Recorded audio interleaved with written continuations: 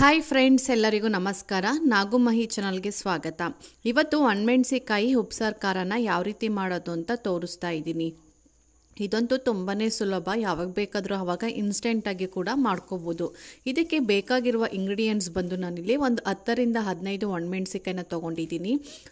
ಸ್ವಲ್ಪ ಕೊತ್ತಂಬರಿ ಸೊಪ್ಪು, ಕರಿಬೇವಿನ ಸೊಪ್ಪು ಮತ್ತು ಮೆಣಸು, ಜೀರಿಗೆ, ಉಪ್ಪು, ಹುಣಸೆಹಣ್ಣು ಮತ್ತು ಬೆಳ್ಳುಳ್ಳಿ ತೊಗೊಂಡಿದ್ದೀನಿ. ಇದನ್ನು ಯಾವ ರೀತಿ ಮಾಡೋದು ಅಂತ ನೋಡ್ಕೊಂಡು ಬರೋದಾ ಬನ್ನಿ.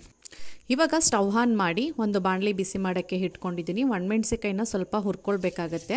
ಸ್ವಲ್ಪ ಬಾಣಲಿ ಬಿಸಿ ಆದಮೇಲೆ 1 ಟೇಬಲ್ ಸ್ಪೂನು ಎಣ್ಣೆ ಹಾಕಿ, ಎಣ್ಣೆ ಬಿಸಿ ಆದಮೇಲೆ ಈ ಒಣಮೆಣಸಿಕಾಯಿನ ಹುರ್ಕೊಳ್ತಾ ಇದ್ದೀನಿ.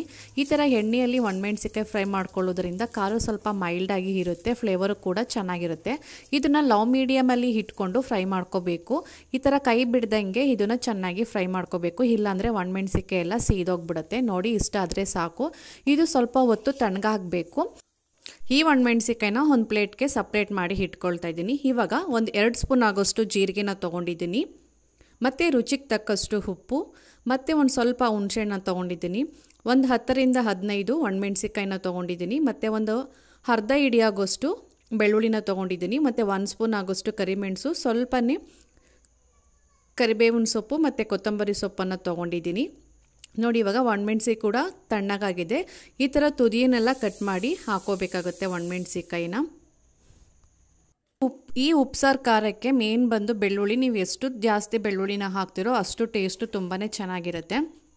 ಇವಾಗ ಒಂದು ಮಿಕ್ಸಿ ಜಾರಿಗೆ ನಾವು ಆವಾಗಲೇ ಫ್ರೈ ಮಾಡಿ ಇಟ್ಕೊಂಡಿರುವಂತಹ ಒಣಮೆಣಸಿಕಾಯಿನ ಹಾಕ್ಕೊಳ್ತಾ ಇದ್ದೀನಿ, ಮತ್ತು ಹುಣಸೆಹಣ್ಣು, ಕೊತ್ತಂಬರಿ ಸೊಪ್ಪು, ಕರಿಬೇವಿನ ಸೊಪ್ಪು ಮತ್ತು ಬೆಳ್ಳುಳ್ಳಿನ ಹಾಕ್ಕೊಳ್ತಾ ಇದ್ದೀನಿ, ಮತ್ತು ಜೀರಿಗೆ, ಮೆಣಸು, ಉಪ್ಪು ಇದನ್ನೆಲ್ಲ ಹಾಕ್ಕೊಳ್ತಾ ಇದ್ದೀನಿ. ಇದಕ್ಕೆ ಸ್ವಲ್ಪನೇ ನೀರು ಹಾಕ್ಕೋಬೇಕು. ಜಾಸ್ತಿ ನೀರು ಹಾಕೋ ರುಬ್ಕೋಬಾರ್ದು, ಯಾಕಂದರೆ ಜಾಸ್ತಿ ದಿನ ಇಟ್ಕೊಂಡು ತಿಂತೀವಿ ಅಂತ ಹೇಳಿದ್ರೆ ಸ್ವಲ್ಪ ನೀರು ಹಾಕ್ಕೊಂಡು ರುಬ್ಕೋಬೇಕಾಗತ್ತೆ.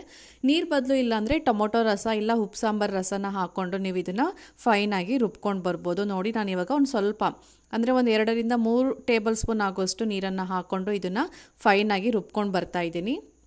ಅಂದರೆ ತುಂಬಾ ನುಣ್ಣಗೂ ರುಬ್ಬಾರ್ದು, ತರಿಯಾಗಿ ರುಬ್ಕೋಬೇಕಾಗುತ್ತೆ. ನೋಡಿ, ನಾನಿವಾಗ ಈ ಥರ ಈ ಉಪ್ಸಾರು ಖಾರನ ರೆಡಿ ಮಾಡಿ ಇಟ್ಕೊಂಡಿದ್ದೀನಿ. ಇದನ್ನು ಯಾವಾಗ ಬೇಕಾದರೆ ಆವಾಗ ಇನ್ಸ್ಟೆಂಟಾಗಿ ಮಾಡ್ಕೋಬೋದು. ರೊಟ್ಟಿ, ಚಪಾತಿಗೆ, ದೋಸೆಗೆ ಎಲ್ಲದಕ್ಕೂ ಕಾಂಬಿನೇಷನ್ ತುಂಬಾ ಚೆನ್ನಾಗಿರುತ್ತೆ.